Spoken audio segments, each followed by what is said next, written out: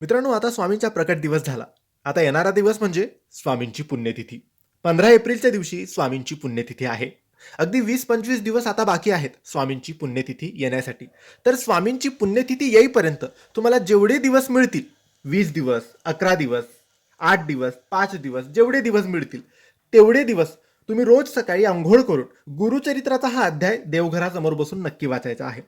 दिवस मोजायचे नाही, जेवढे दिवस मिळतील तेवढे. अगदी 2 दिवस मिळाले तरी चालेल.